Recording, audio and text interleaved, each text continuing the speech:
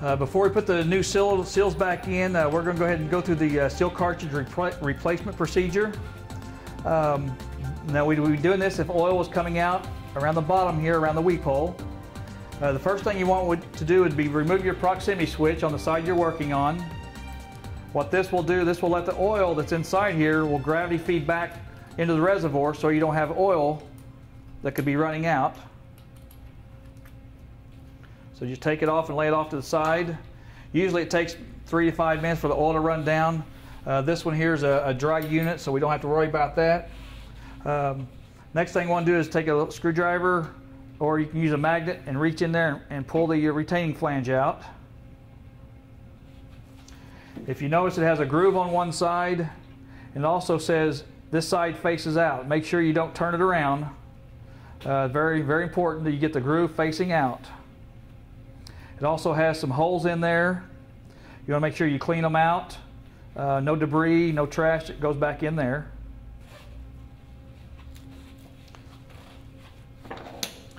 We have a dual tool here. That one end is the seal cartridge removal tool.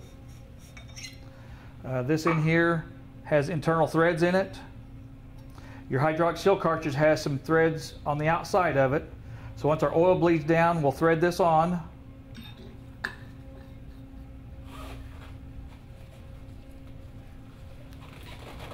And usually you can pull out.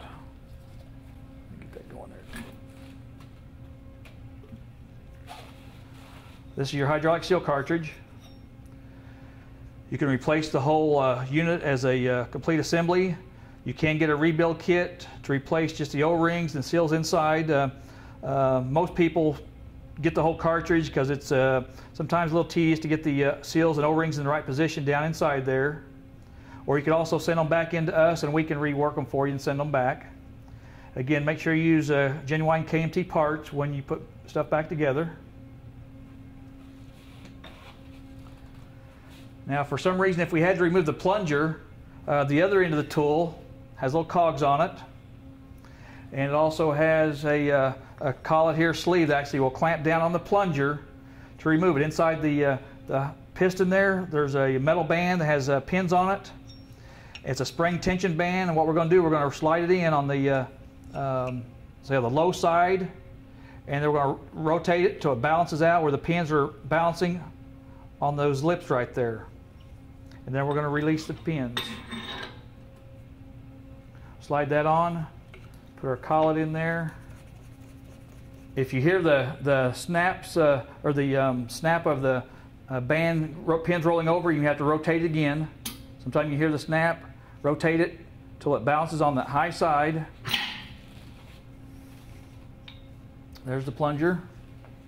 Notice it's tapered on the end. Always inspect the plunger for scratches. Clean it off really good. If you can catch your fingernail anywhere on the plunger, there's a good chance your seals won't hold. If they're not too bad, you can send them back in and we can rework it, or you can replace it.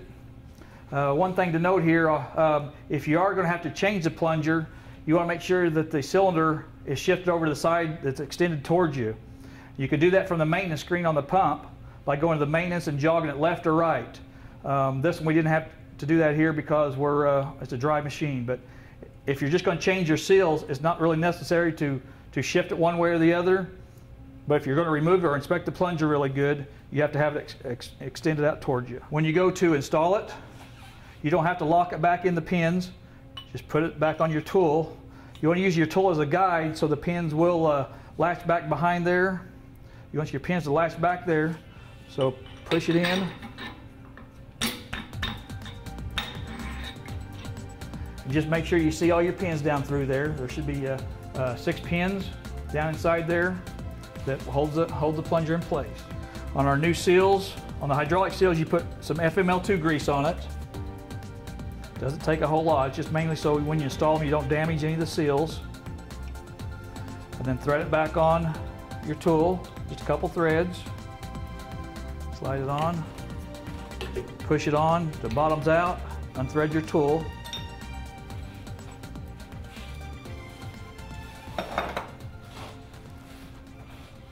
After you clean the retaining flange and make sure all the holes are through, you can clean them out. I usually take the straw inside there to make sure all the holes are cleaned out.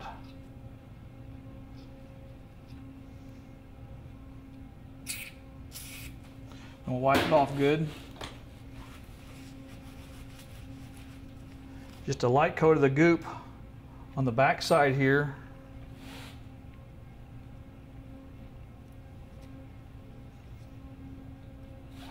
And remember, your O-ring and this side faces out, faces towards you.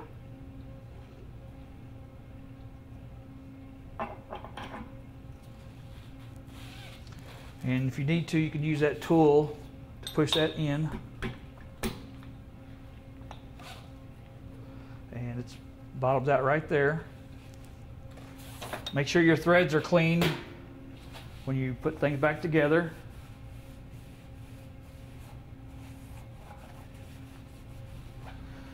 Clean all the old goop off of the cylinder thread. If there's any dirt inside the cylinder, clean it out, wipe it out with a rag.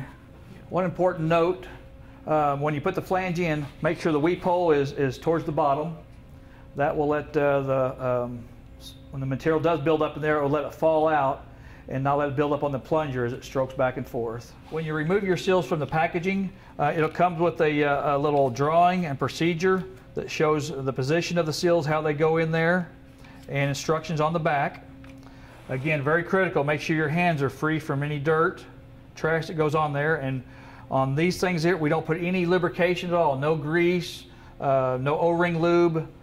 We just slide them on the plunger just like they are, and the brass part goes on first. Place your O-rings and seals on, following the procedure that you comes with the seals. I usually use the liner here to push them back to make sure they get properly in the right spot. Make sure they go all the way back, and then I leave your liner on there. That way your plunger won't get scratched when you put the cylinder on. Put some goop on your threads. Take the sleeve, start it on there. Before you use your wrench, you may want to clean the cylinder off here a little bit more in case there's some goop or some grease there that will kind of cause your cylinder wrench to slip. And if it does slip, even taking it off, you may want to put either a rag or some 600 sandpaper around it. That just helps grip it as you spin it on there.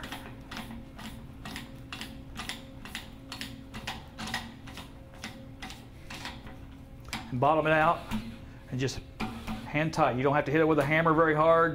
Just tap it with your hand. Just make sure it bottoms out. The seal kit comes with some super lube that actually you put on the chamfer of the cylinder. You don't put anything on the seals. We just take a little bit and put it on the chamfer. Make sure you use a clean, your hands are clean or your gloves are clean, just on the chamfer right there. And that's it. And then we'll also put some goop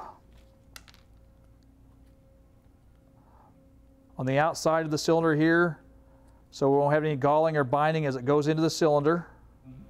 There's a little groove right here. The cylinder you can't reverse, in for in. You want to make sure that you get the side that has the extra groove cut in it towards your high pressure seals.